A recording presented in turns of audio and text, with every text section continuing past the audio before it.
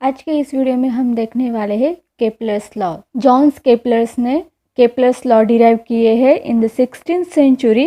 Kepler's laws of planetary motion describe the orbits of the planets around the sun. He published first two laws in 1609, the third law in 1619.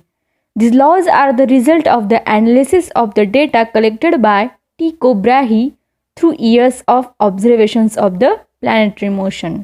The Kepler first law is the all planets move about the sun in elliptical orbits, having the sun as the one of the foci. यहाँ पे elliptical word आया है तो सबसे पहले हम जान लेते हैं इलिप्स के बारे में। सपोज हम मान लेते हैं यहाँ पर दो पॉइंट है, उस दो पॉइंट को जोड़कर हमें एक इलिप्स मिलेगा, इलिप्स टाइप का शेप मिलेगा। तो हम यहाँ पर मान लेते हैं ये point is a sun. Kepler's law में क्या बताए? All planets move about the sun in elliptical orbit and sun is the one of the foci. Foci means is the word from the focus. Suppose यहाँ पर दोनों point है तो उसमें से हम एक पॉइंट को सन मान लेते हैं। केपलर्स फर्स्ट लॉ में यही बताया गया है कि सन के अराउंड जो भी प्लैनेट्स मूव करते हैं वो इलिप्टिकल फॉर्म में मूव करते हैं। जो प्लैनेट सन के अराउंड इलिप्टिकल मूव हो रहा है, जैसे जैसे वो प्लैनेट सन के पास जाएगा उसकी वेलोसिटी बढ़ जाएगी और जैसे वो नीचे आएगा उसकी वेलोसिटी कम हो जाएगी। Suppose let consider the points F1 and F2। Here point A and B and origin is O. So then distance between the planets in an elliptical from point O to A is a semi-major axis. O to B is a semi-major axis.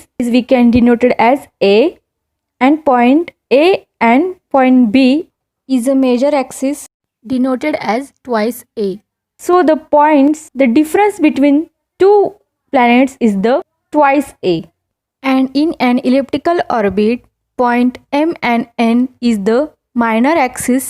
Then the points O and M is the semi-minor axis, which we can denote it as B, and point O and N it's also semi-minor axis, which can be denoted as B. So the semi-minor axis become twice B.